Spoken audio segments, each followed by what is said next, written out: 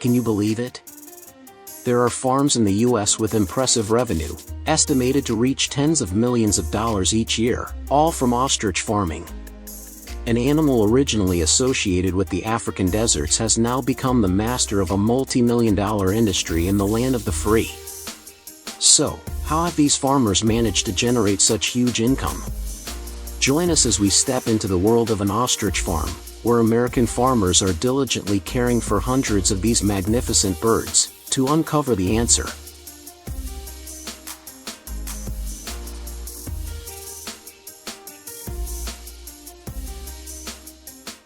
Spanning across hundreds of hectares, the ostrich farm is scientifically designed with various sections, ranging from breeding, egg incubation to processing, all of which operate according to a logical and modern standard procedure.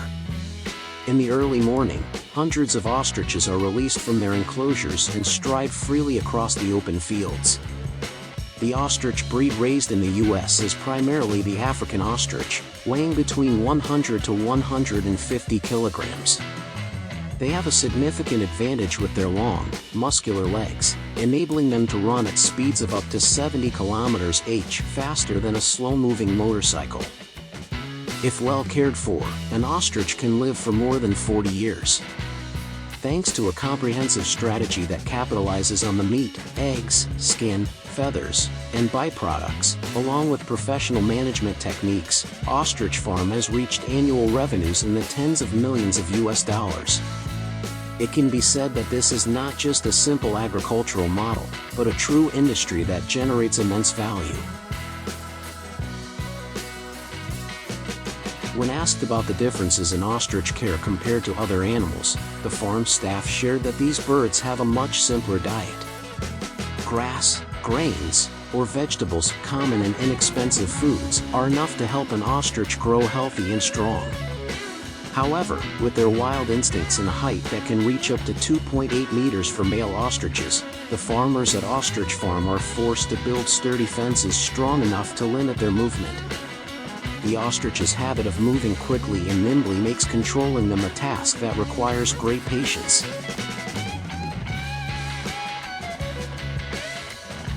During the breeding season, typically from December of the previous year to August or September of the following year, the farmers must pay extra attention. Some ostriches experience difficulty while laying eggs, requiring farmers to assist by gently helping with the birth to ensure the eggs are laid smoothly without damage. The ostrich eggs are then stored at a stable temperature in specialized egg storage units before being transferred to the incubators, to prevent cracking or embryo damage. However, the economic benefits of raising ostriches are immense. On average, an ostrich can provide 30 to 50 kilograms of lean meat per year. This meat is highly valued by nutritionists for being rich in protein, low in cholesterol, and suitable for those on a diet. Despite their seemingly gentle appearance, there have been numerous occasions when the farmers at Ostrich Farm found themselves unexpectedly confronting these birds. In the wild, if an ostrich senses potential danger, its natural instinct for self-defense immediately kicks in. With legs as strong as steel, a single kick from an ostrich is powerful enough to take down the lion. Its claws, which can grow up to 10 centimeters long, can even inflict serious injuries on humans if they get too close. As a result, the farmers at Ostrich Farm undergo thorough training before they interact directly with the ostriches. The most important rule is to maintain a safe distance. They may use long sticks, shields, or auxiliary fences to guide the bird's movement when necessary. In cases where it is absolutely necessary to approach, they do so from behind or from the side, avoiding direct eye contact, as this could be interpreted as a provocative gesture by the bird. If an ostrich becomes panicked and attacks, the best course of action is to drop to the ground and protect the head, as ostriches typically do not tend to attack targets low to the ground. One of the most crucial stages in ostrich farming is egg laying and incubation. A mature female ostrich can lay between 40 to 100 eggs each year. Ostrich eggs are the largest among modern bird species, weighing between 1.2 to 1.8 kilograms. which is 20 times heavier than a chicken egg. With their strong instinct to protect their eggs, farmers must take safety precautions when collecting ostrich eggs. For example, they may install additional fencing to separate the parents, or wait until the birds leave to forage for food to collect the eggs. The eggs are then placed into modern industrial incubators, where temperature and humidity are carefully controlled to ensure a high hatch rate. Ostrich eggs are considered a valuable commodity, and can be sold for up to $50 per egg. Beyond breeding and consumption, they are used for various purposes, including as decorative items, in artistic carvings, and even for auction at special events. This is why ostrich eggs, whether they hatch or not, remain a highly marketable product.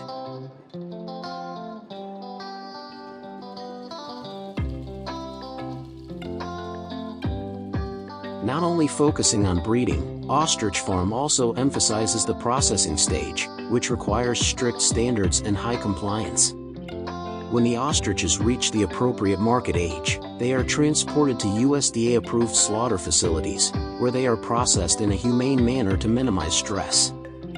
The ostrich meat then goes through various stages, including separating the meat, skin, feathers, and internal organs, quality checks, and packaging. The entire process is closely monitored, with sterilized equipment and modern waste management systems, meeting the high standards required for export to demanding markets such as Europe and Japan. While the meat and eggs provide a steady income for American farmers, ostrich leather has become the goldmine of this industry. Ostrich leather is a premium material used in the production of luxury goods such as shoes, handbags, and high-end car interiors. A full hide can be worth up to $500. In particular, luxury brands like Prada and Hermes have used ostrich leather in their limited edition collections, significantly increasing its commercial value.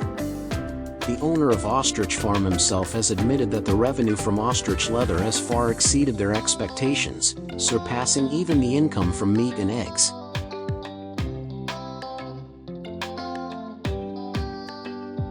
In addition to breeding and processing, ostriches are also frequently the main attraction at cultural and entertainment events in the area. Ostrich Farm participates annually in ostrich racing competitions held at agricultural fairs or sports stadiums. Their goal for participating is not only to contribute to tourism revenue but also to promote their ostrich products.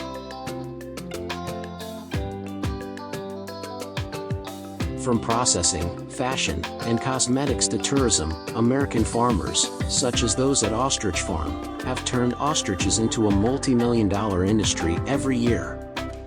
Behind this dazzling success is a long journey of nurturing, care, risk management, and smart business strategies.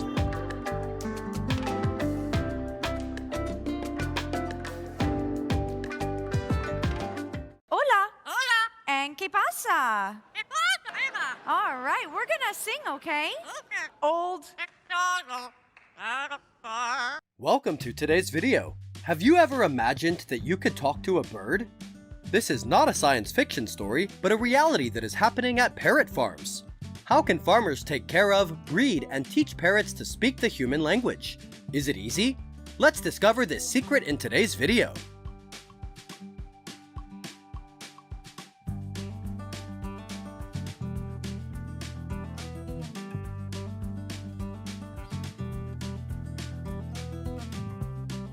Parrots have always fascinated many people with their colorful feathers and incredible intelligence. Today, parrots are the third most popular companion animals in the United States. However, not all parrots can talk. Only a few species of parrots have this ability, such as African gray parrots, macaw parrots, and Amazon parrots. Raising parrots is not only a hobby, but has become an important economic source for many families. Parrot farms are increasingly developing, helping farmers earn millions of dollars each year. The scarcity of talking parrots further increases their economic value. Parrots that have been trained and can talk can be worth up to $4,000 or more.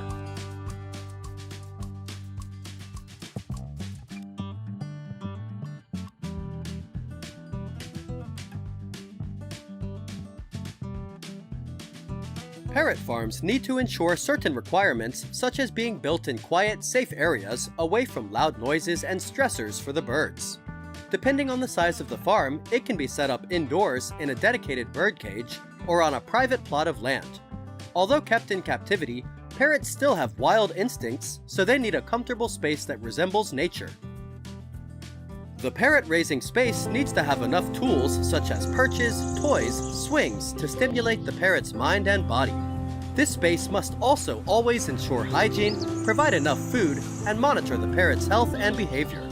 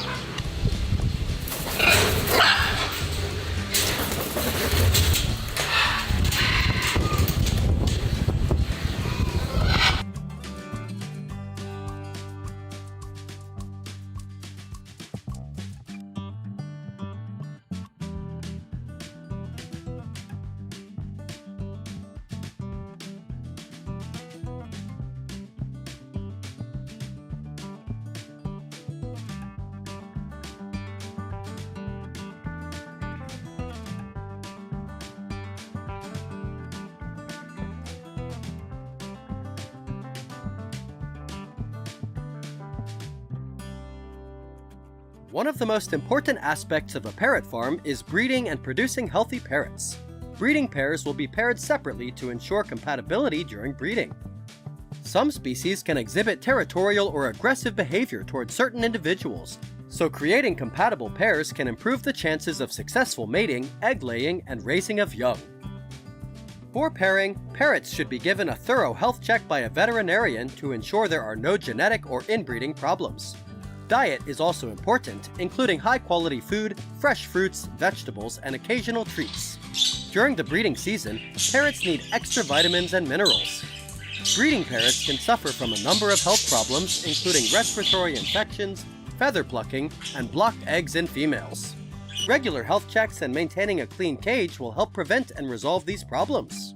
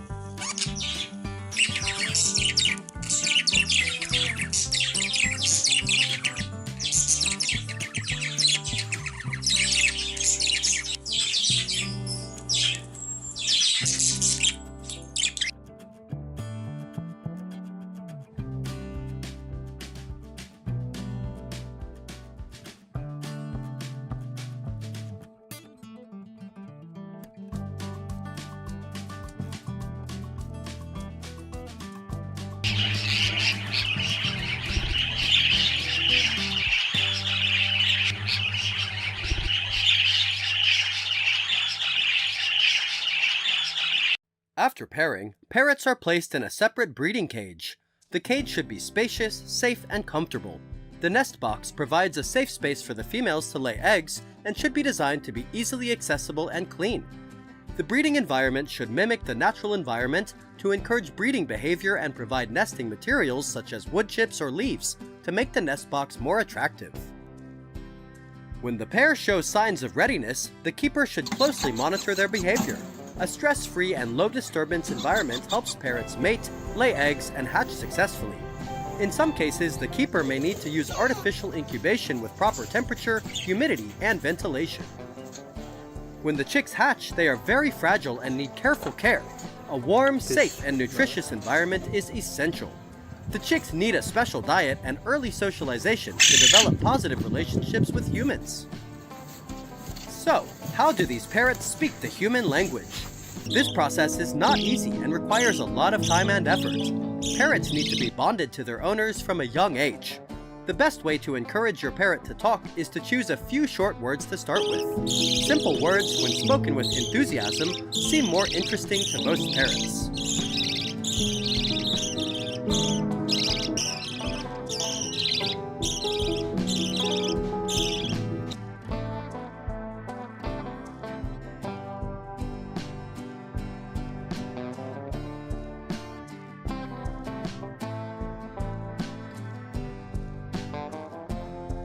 addition, parrot owners also need to repeat words or phrases frequently so that the parrot learns to imitate. Parrots do not have a brain programmed like humans, so the process of training them to speak human language is not simple. Owners and parrot trainers need to be patient. When teaching parrots to speak, they often reward them with food when they cooperate. Can you do a red wolf? Teaching them to speak the human language is just like teaching children. Can you fall down? There is no set time to train a parrot to talk. Did They that can hurt? start talking after about 6 months Can you or do a 1 cat? year, or they may How about never a dog? talk Can at you all. bark? This will depend And on shoot the the lasers? relationship between the Can you owner do and the water? parrot, or the personality of the individual And can you help me call the bird. dogs? Good. Peekaboo! Glug glug. Come here, sweetie. Want a drink? You just so good. Yeah. You're so pretty.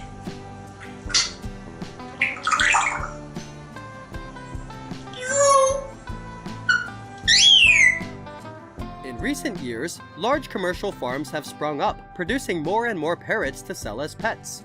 South Africa is now the world's leading exporter of parrots. The country has exported more than 1 million parrots of more than 120 species since 2020, mainly to countries in the Middle East and South Asia. Commercial parrot farms can raise thousands of parrots in cages for mass export. Common and endangered species such as gray parrots, military macaws, and yellow-crested cockatoos are also being bred and sold. However, large-scale parrot farming also raises ethical issues.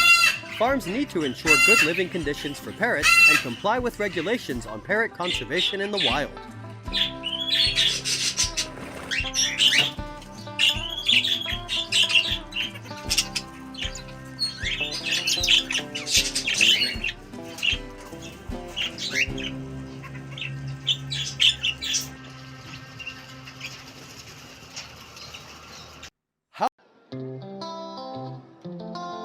Did you know that ostrich skin is currently the most valuable leather in the world, with a value of up to $5,000 a piece?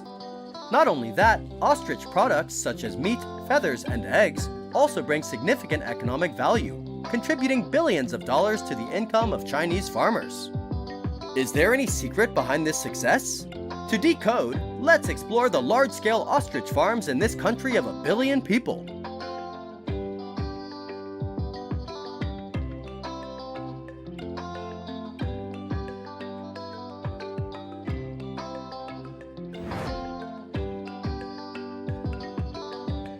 Ostrich farming began in China in 1998 and has now become a thriving industry, with hundreds of large-scale farms across the country.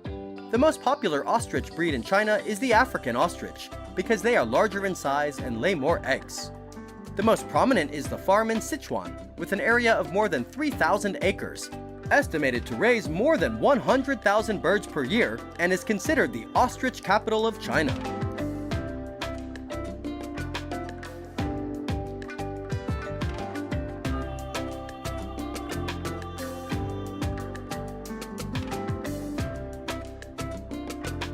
Ostriches are large birds with long legs and strong running ability, so when raising them, it is necessary to build spacious and airy cages. Ostrich cages need to be spacious, allowing ostriches to move comfortably, helping to increase the fertilization rate and prevent obesity. The cage floor needs to be clean, always clean of feces and waste. Normally, farmers will add sand, plant grass, and some trees with canopies to create shade. The fence surrounding the cage must be sturdy, ensuring the most effective confinement of ostriches.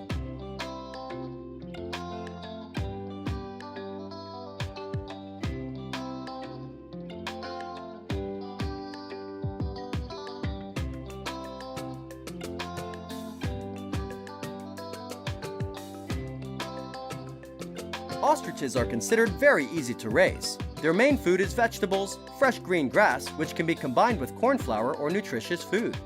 Therefore, the cost of raising ostriches is not too high. From 10 to 12 months old, they can be sold.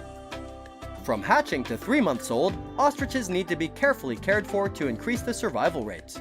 People use specialized incubators for birds under 3 months old, in dry, clean, and airy conditions. After about 4 months of age or more, ostriches begin to mature, weighing about 36 kilograms, and can adapt to many different natural conditions.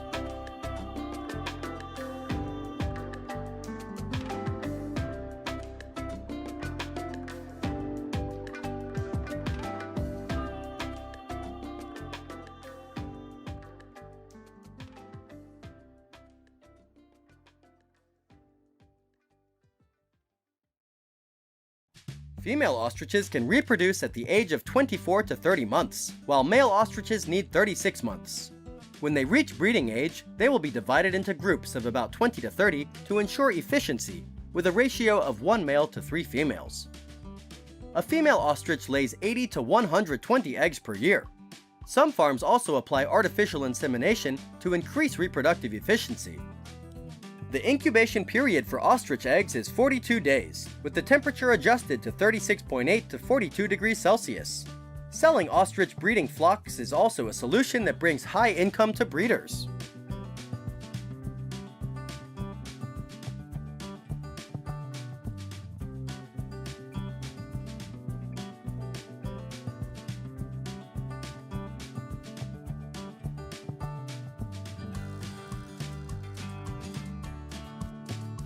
The ostriches reach a large enough weight, they can be harvested. Ostrich meat is the main product and can be processed into many attractive dishes. An ostrich raised for 12 to 14 months can reach a weight of about 100 kilograms. After removing the skin and bones, about 50 kilograms of lean meat will be obtained. Currently, large-scale modern ostrich meat processing factories have also been built, meeting the needs of large-scale processing.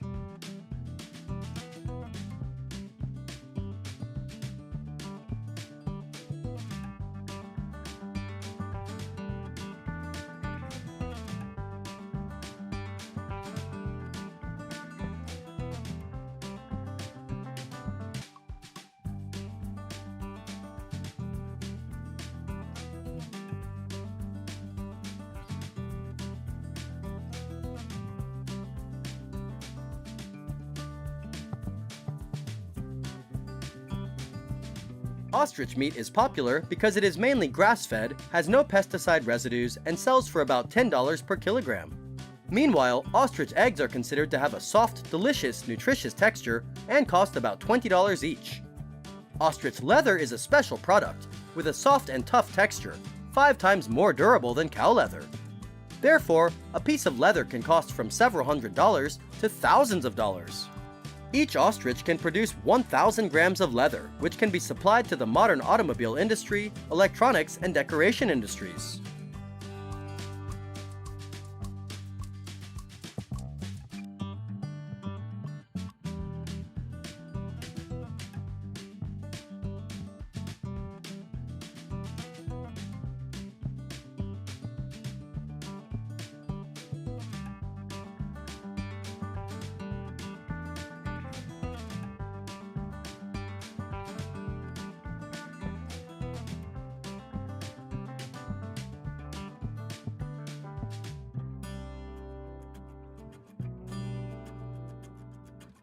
In addition, ostrich feathers are also very soft and smooth, which is a good material for making clothing accessories. Each ostrich can produce about 1.8 kilograms of feathers, which are used as raw materials for the high-end fashion industry. Ostrich eggshells are thick and hard, have a beautiful shiny color, and can be used for carving and producing handmade decorations at high prices. In addition, ostrich oil is also used as cosmetics and skincare products, anti-aging. Ostrich organs and bones also have certain medicinal value. It can be seen that any product from ostriches can generate income for breeders. With large farms, the ostrich farming industry can create jobs for thousands of local people, contributing to the development of the regional economy.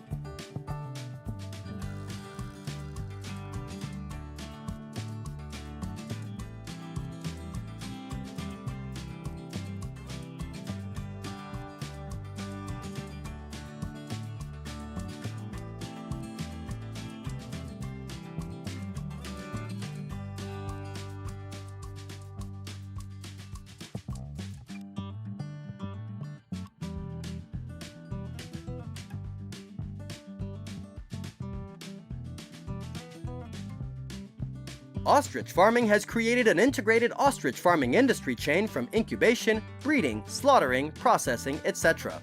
Some farms also combine the construction of cultural tourism spots and product sales to attract tourists and maximize income.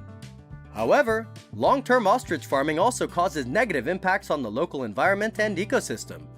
Therefore, farmers also need to have a sustainable development plan to protect the natural environment.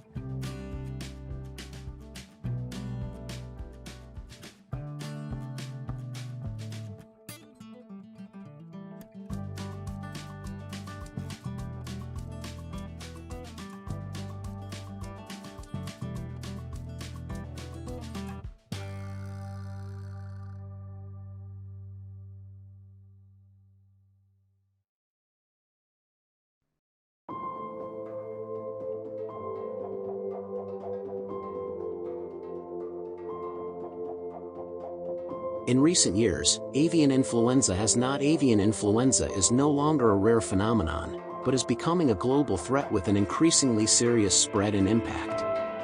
Previously, people often thought that avian influenza only affected domestic birds and poultry. However, what is happening around the world today has proven otherwise. The H5N1 virus and its variants such as H5N6, H7N9 are continuing to mutate, spreading not only within the livestock sector but also to wild animals, livestock, pets, and even humans. So, how serious is the avian influenza epidemic?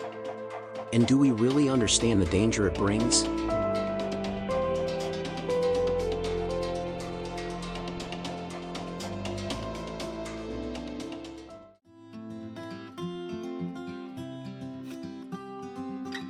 As of June 2025, the U.S. Centers for Disease Control and Prevention has recorded more than 174 million poultry affected by the H5N1 flu.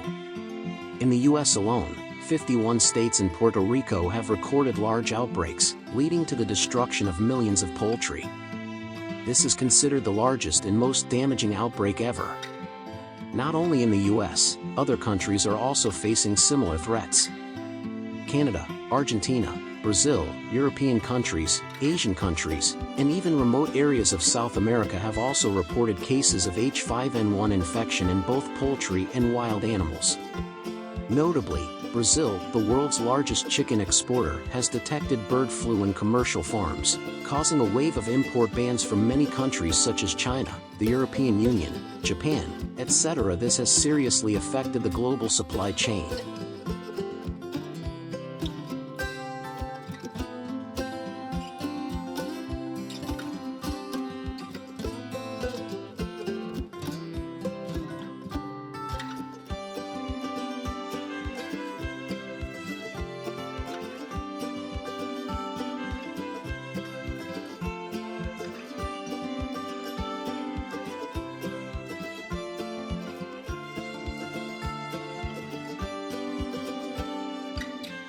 What is even more worrying is that the bird flu virus is no longer loyal to birds. The H5N1 virus has been detected in many mammals such as cats, dogs, seals, sea lions, and especially dairy cows.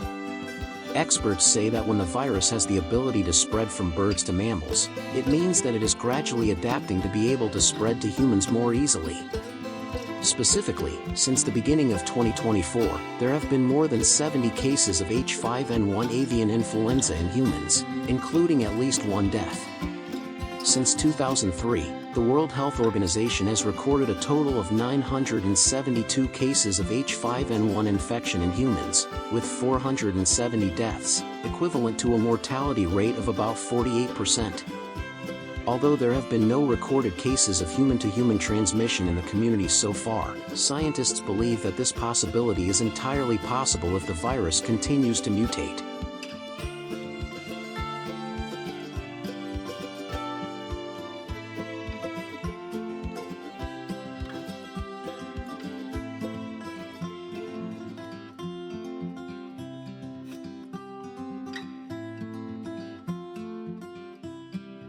Many experts have issued serious warnings. Martha Nelson, a famous virologist, commented that we are in an endless war with the avian influenza virus. The virus is gradually adapting, expanding its ability to spread, and even a small mutation can lead to a new global pandemic. the Global Virus Network has called on countries to strengthen epidemiological surveillance and be ready to act now to avoid a health disaster similar to COVID-19. The impact of bird flu is not only limited to the health aspect but also has a serious impact on the global economy. The mass culling of poultry has caused a serious decrease in the supply of eggs and chicken meat. Prices have skyrocketed in many countries, including the US and European countries. In some US states, humane livestock policies have even been suspended to ensure egg and food supplies for the people. For poultry exporting countries like Brazil, the import ban has caused billions of dollars in losses for businesses, leading to many consequences for workers in the global market. On the social side, the avian flu epidemic has shaken consumer confidence. Many people have limited their consumption of chicken, eggs and poultry products for fear of infection. Some areas with outbreaks have also recorded cases of cats and dogs being abandoned or destroyed because they were suspected of carrying the disease, causing a wave of controversy about ethics and animal rights.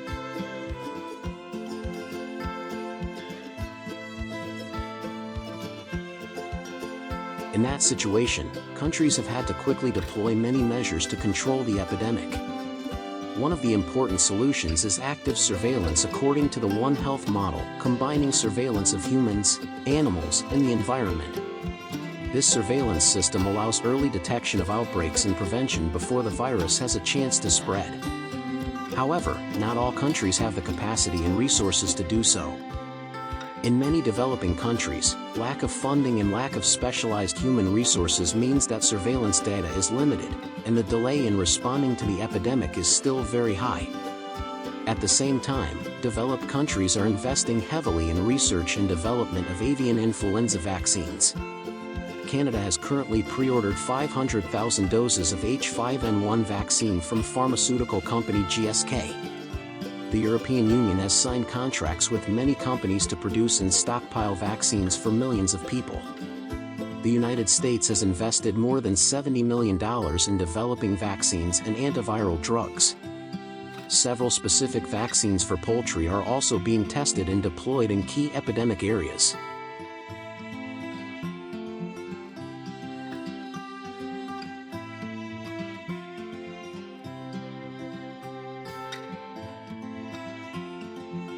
However, vaccines are not the only solution. Biosecurity measures on farms, animal quarantine, public awareness raising, and international cooperation in sharing data and technology are also key factors in controlling the epidemic. Without global cooperation, it is difficult to prevent a virus that is as fast spreading and adaptable as H5N1. Ultimately, avian influenza is no longer a problem of the livestock or health sectors alone. It is a global problem, requiring the participation of governments, experts, businesses, and individuals in society. The lesson from the COVID-19 pandemic remains valuable: prevention is always cheaper than cure.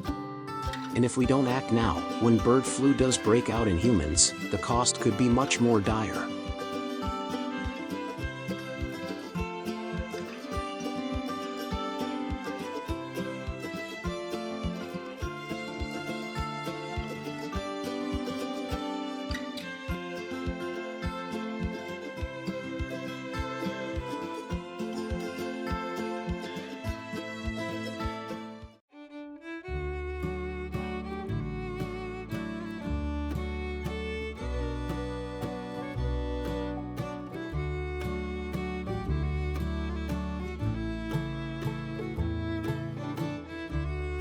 You're probably familiar with modern, large-scale pig farms, where everything is controlled down to each square meter of pen space, right? But today, we're introducing a fascinating new approach: outdoor pig farming. Let's watch the video below to see how it compares to traditional indoor pig farming. What does an outdoor pig farm look like? As the pig industry faces growing challenges, environmental concerns, animal welfare, and stricter consumer demands, a quiet revolution is taking place: mobile pig farming. Unlike the cramped, antibiotic-heavy barns we're used to, this new model brings pigs back to nature, blending mobility and smart tech for a fresh leap in clean food production.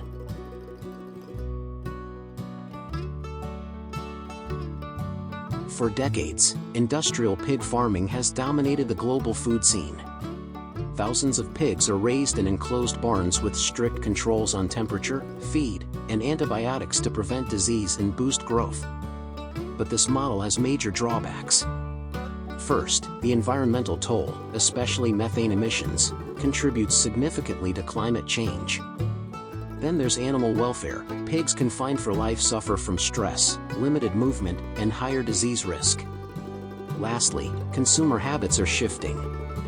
Modern buyers, especially in big cities, now demand clean, antibiotic-free food with clear traceability and ethical standards.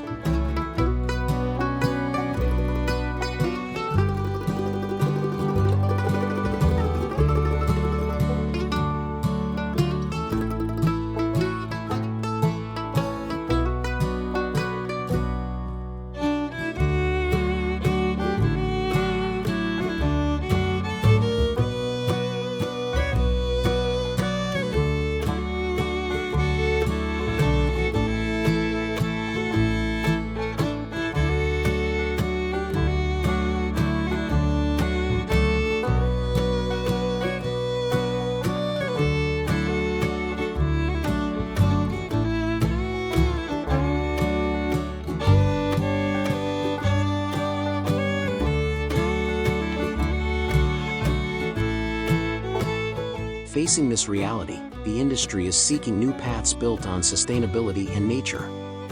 And mobile pig farms are leading the way.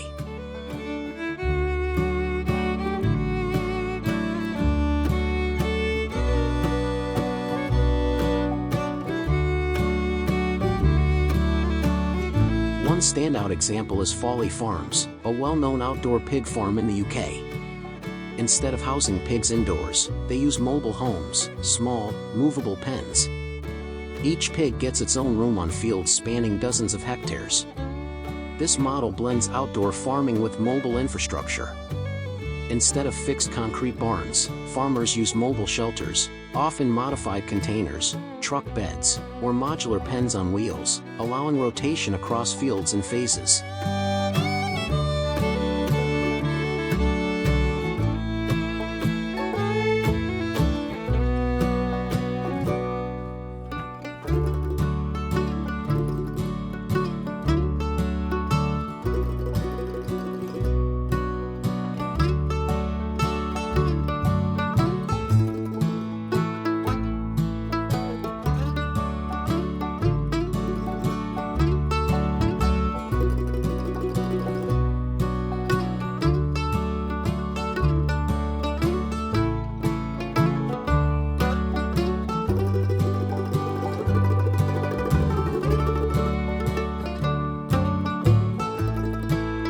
First, they set up strong fencing to ensure safety while raising hundreds of pigs outdoors. Pigs roam freely on pasture, getting sun, air, and daily exercise. They root around, forage for worms, insects, grass, and roots, natural behaviors suppressed in confined systems. Pig waste spreads across the field, naturally enriching the soil and reducing pollution. This model not only supports the environment and animal welfare, it also produces clean, flavorful, antibiotic-free pork, which high-end markets crave.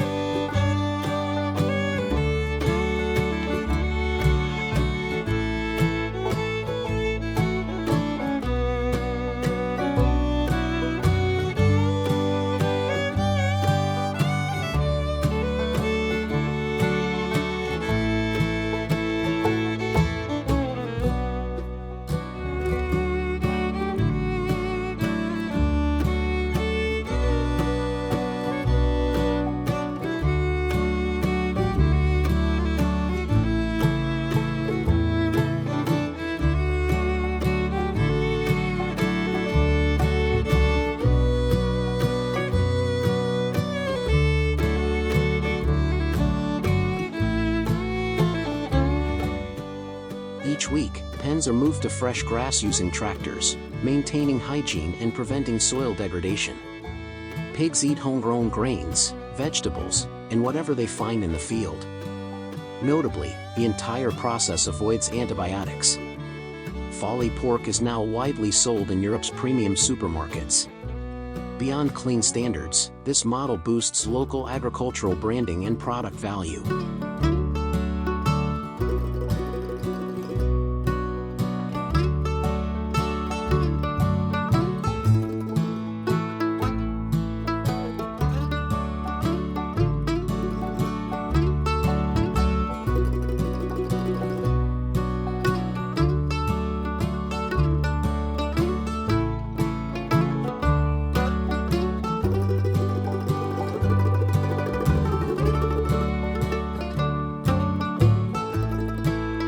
So, what are the real benefits of this unique system? It brings immense value to UK farmers, not just economically, but in animal welfare, sustainability, and meeting market demand. Free-range pork is prized for its quality. For eco-conscious consumers, it's the top choice. Farmers can sell pork at higher prices, boosting profits. Whether raised indoors or outdoors, pork remains a dietary staple, easy to cook, tasty, and rich in high-quality protein, vitamins, and essential minerals. A familiar and healthy food choice.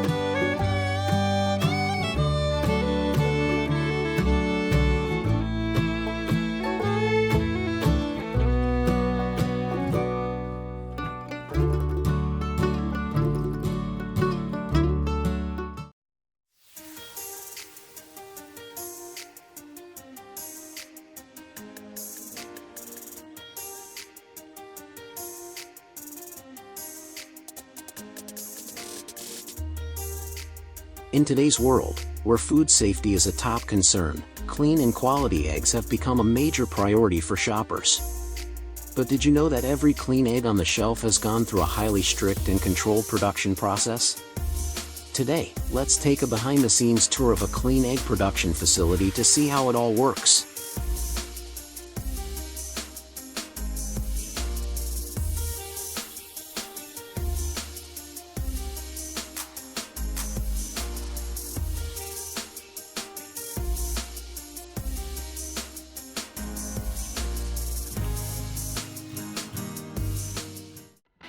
Egg production facilities are usually located far from residential areas to avoid contamination and to provide a spacious, clean environment for chickens to grow. Most operations follow a closed-loop model, meaning everything, from raising hens, collecting eggs, to processing, packaging, and distribution, is done in-house.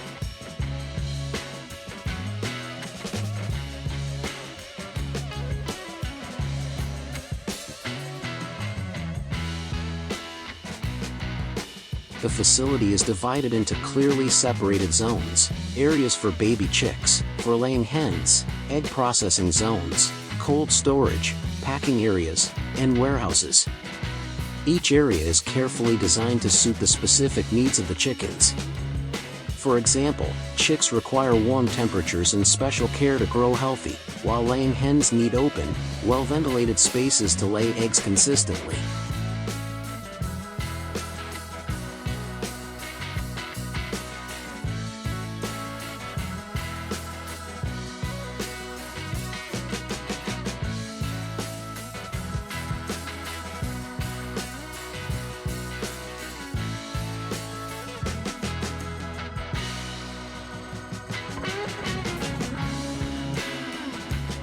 On average, a hen lays 1 egg per day. So with thousands of hens, these factories can collect tens of thousands of eggs daily. After being cleaned, inspected, and sorted, the eggs are packed and transported in refrigerated trucks to distributors, supermarkets, or retailers.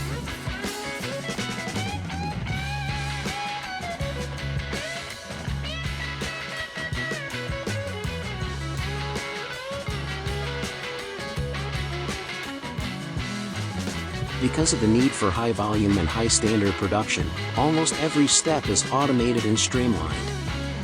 For example, automated feeding and watering systems with smart sensors deliver precise amounts of food and water depending on each hen's growth stage.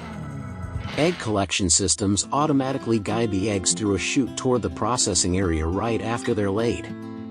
Egg cleaning systems use light water sprays and UV light to remove dirt, shell particles, and kill bacteria. Egg coding machines label each egg with a traceable code for origin and batch tracking. Some factories even use automated coop cleaners, like washing robots, to clean feeding areas and keep hygiene standards high.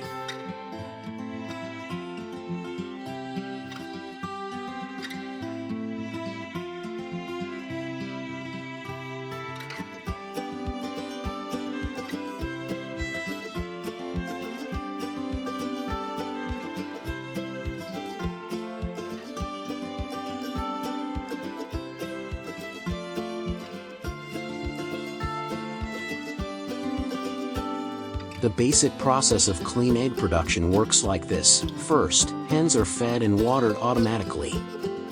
After they lay eggs, the eggs roll gently into collection trays. From there, eggs are moved to the processing zone, where they are washed, and cracked or misshapen eggs are removed. Then comes sorting, followed by packaging. Every step is part of a seamless system, supervised by staff to ensure consistent quality in every egg.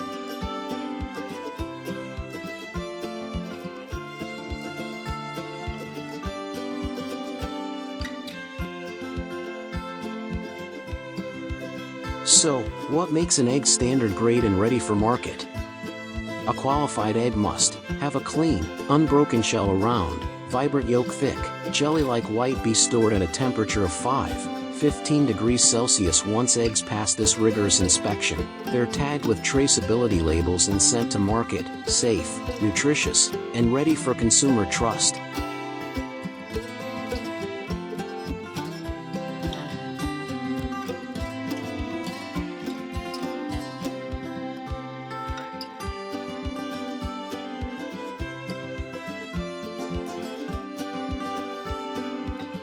It's not just about machines and automation, the environment also plays a huge role in producing high-quality eggs. Chicken coops must be clean and breezy to reduce stress and keep egg production consistent. Lighting should be balanced, not too bright, to match the hen's natural biological cycles. Feed must be nutritious, hygienic, and free from banned substances, with a verified origin.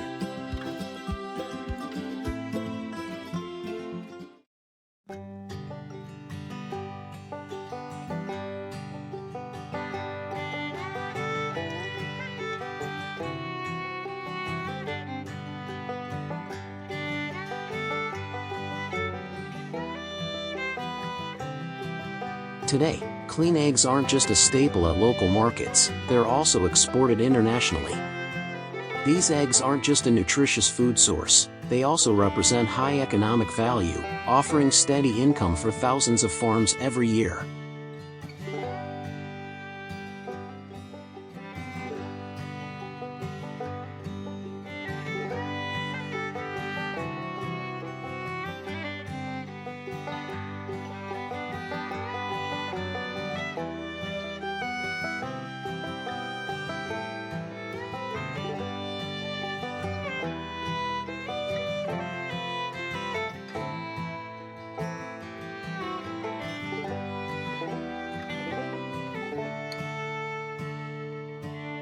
Behind every clean, high-quality egg, a common sight in homes across the world, is an entire, carefully coordinated process, from raising and caring for the chickens, to inspecting and ensuring the safety and nutritional value of every egg. Clean eggs have become a symbol of quality and progress in today's modern agriculture industry.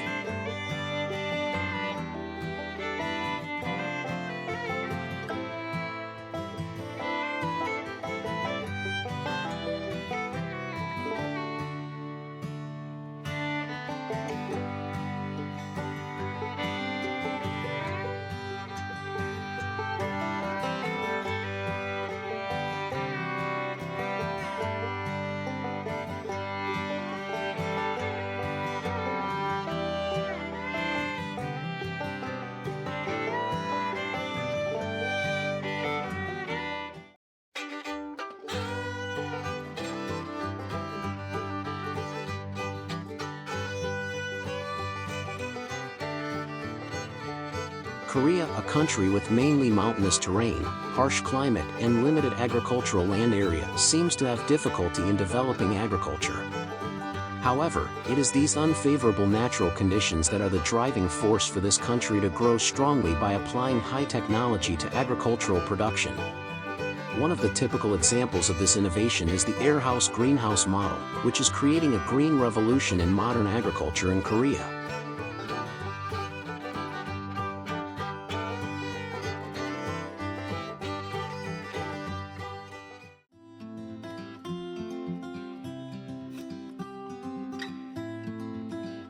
Unlike traditional greenhouses that are simply places to shelter from the rain and sun, airhouse is a combination of the most modern technologies, helping plants grow optimally in absolutely controlled environmental conditions. This is a combination of artificial intelligence, big data, environmental sensor systems, hydroponic aeroponic systems, and smart automation devices. Airhouse is no longer a simple greenhouse, but rather a living biological laboratory where plants are cared for with data, technology, and precise cultivation strategies down to the centimeter.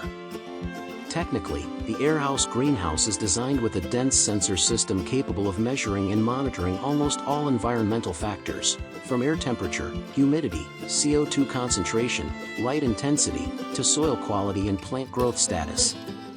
All data is collected and sent to the automatic control center. Here, AI algorithms will analyze and give immediate adjustment instructions, such as turning on off the ventilation system, adjusting the misting machine, controlling the lighting system, or adding CO2 for better photosynthesis. Another highlight of the airhouse system is the smart irrigation and fertilization technology. Instead of watering the entire garden in the traditional way, each plant is identified and provided with the exact amount of water and nutrients according to each growth stage. Advanced airhouses also apply a circulating hydroponic model, which helps reuse water after filtration, saving up to 80% of water compared to traditional farming. This system is not only cost-effective but also environmentally friendly, helping to minimize pollution and risks to the soil.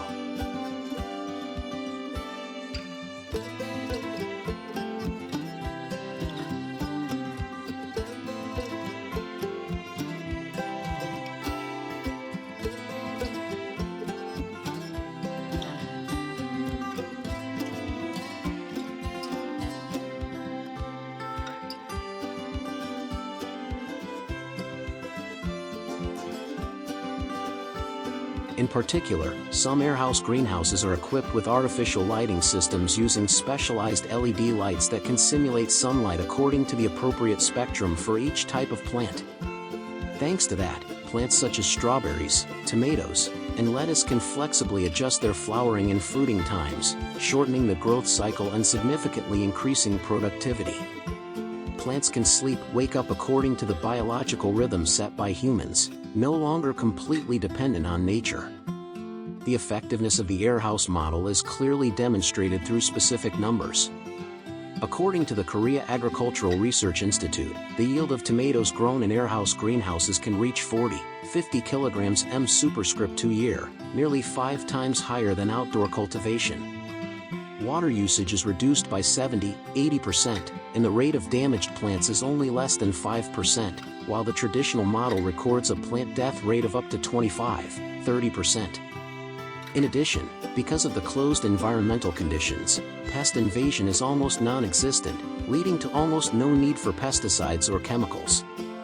Not only bringing economic efficiency, the airhouse model also opens up a new future for farming. Farmers are no longer just doing heavy manual labor but have become technology operators, knowing how to read charts, analyze data, adjust processes, and even use AI software to forecast productivity. A 4.0 farmer in Gangwon-do shared that he only needs 2 people to operate a 1,000 square meters greenhouse, something that previously required dozens of people to manage. From a social and sustainable perspective, airhouse offers many valuable solutions. In the context of a rapidly growing global population and increasingly severe climate change, creating weather-independent farming models that can be built anywhere from deserts, mountains to rooftops of buildings is the key to ensuring food security in the future. Seoul and major cities such as Incheon and Busan have now begun testing the urban smart farm model airhouse farms in the heart of the city, providing clean vegetables for residents while improving air quality and landscape.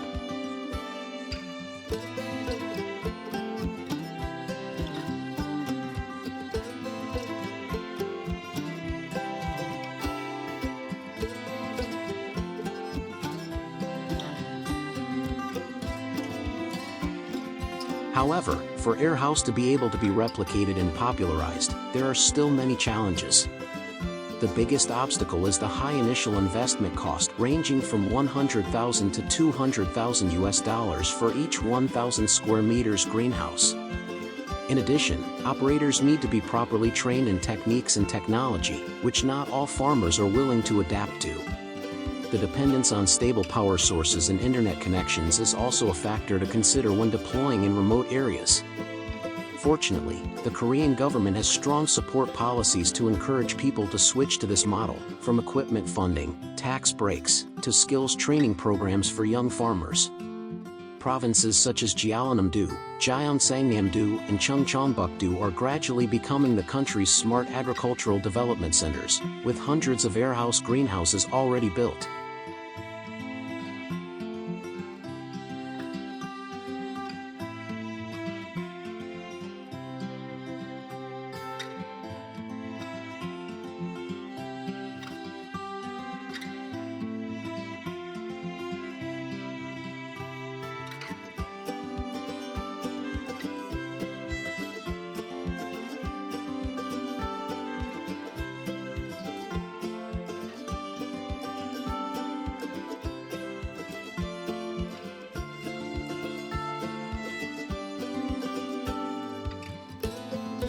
With this model, Korea is not only self-sufficient in food, but also aims to export agricultural knowledge, becoming a model for countries with difficult geographical conditions such as Vietnam, Thailand, Indonesia, or even Middle Eastern countries.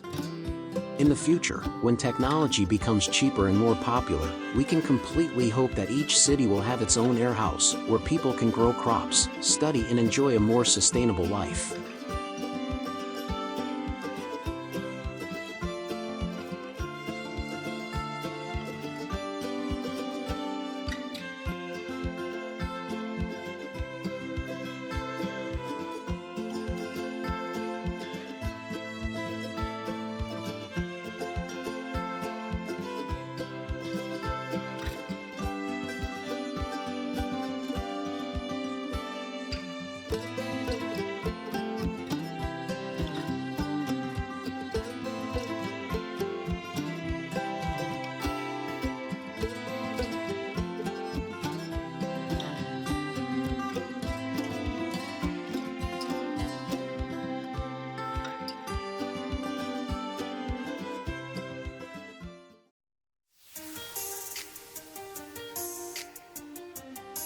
For decades, chickens and fish have been two of the most important livestock choices for farmers across Southeast Asia.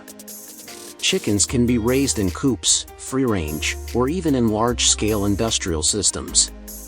Fish, on the other hand, are farmed in ponds, lakes, cement tanks, even in rice fields. But what happens when smart farmers choose to raise both animals in a single, closed-loop system? It's not just a clever idea, it's a sustainable agricultural solution that can generate stable income reaching into the millions of dollars. So what are we waiting for? Join us as we explore how integrated chicken and fish farms are changing the game in modern farming.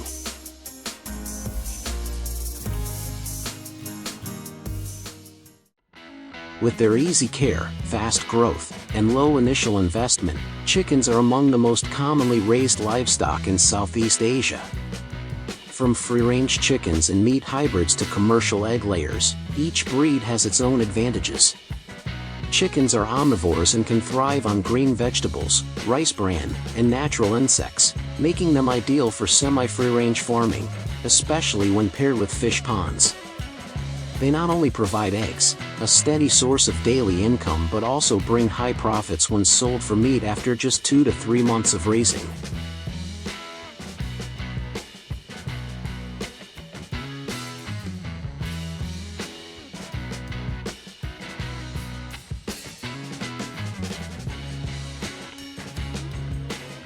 In this integrated model, fish are not only raised for harvest, they also play a vital role in maintaining biological balance within the pond environment. While chickens grow on land, fish make use of the water surface, a space that is often underutilized or left empty in many rural households. Commonly chosen species for this system include tilapia, grass carp, common carp, and catfish.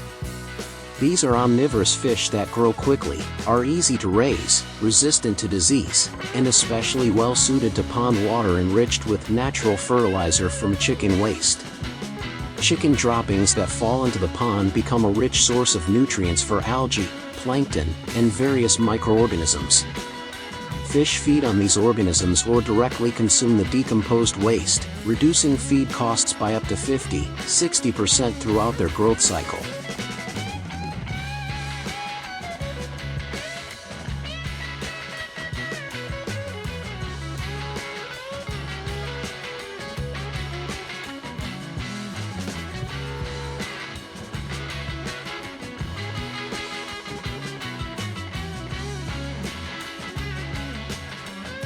It's not difficult to build a chicken and fish integrated farm, as the cost is relatively low and suitable for small-scale farmers.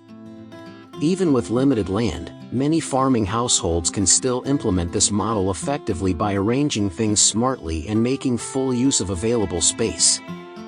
A common layout involves constructing a fish pond measuring 600–2,000 square meters, about 1.2–1.5 meters deep, placed at the center or covering around 2/3 of the total area. Surrounding the pond are elevated, airy chicken coops with mesh flooring or drainage slots that allow chicken droppings to fall directly into the pond, naturally fertilizing the water for the fish. During the day, chickens are released to roam within fenced areas around the pond. This allows them to move freely while preventing them from wandering off or being attacked by wild animals. At night, they are brought back into the coop to rest and ensure safety. Depending on the scale, the model can raise 300–500 chickens together with 2,000–4,000 fish in the pond. After about 4 months of continuous operation, farmers can earn a monthly income of $1,200–2,000, depending on management skills and actual conditions.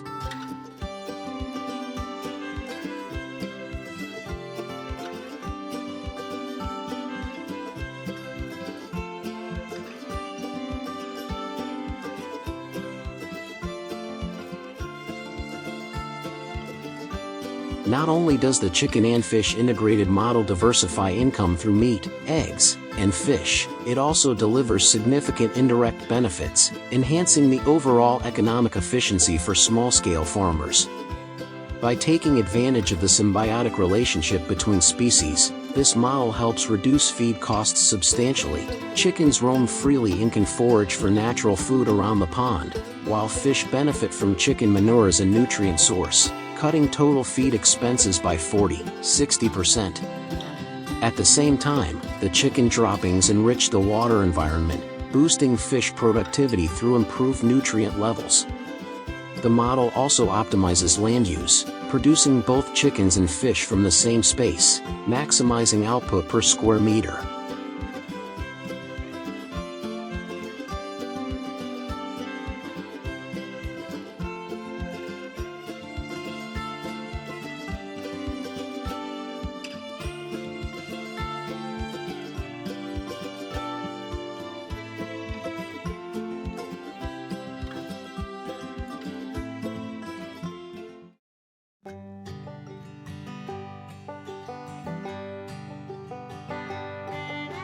According to one farm owner in Southeast Asia, the system allows for up to 4 chicken cycles and 2 fish harvests per year, generating an estimated annual income of $25,000 to $30,000, with an initial investment of just $2,000, $3,000.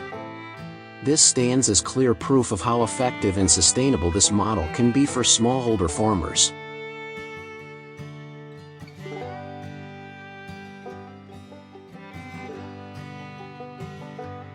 Moreover, as today's consumers increasingly prioritize clean, traceable food sources, this integrated approach helps build a trusted, eco-friendly agricultural brand. It also raises product value and makes it easier to connect with modern distribution channels like supermarkets and organic food stores.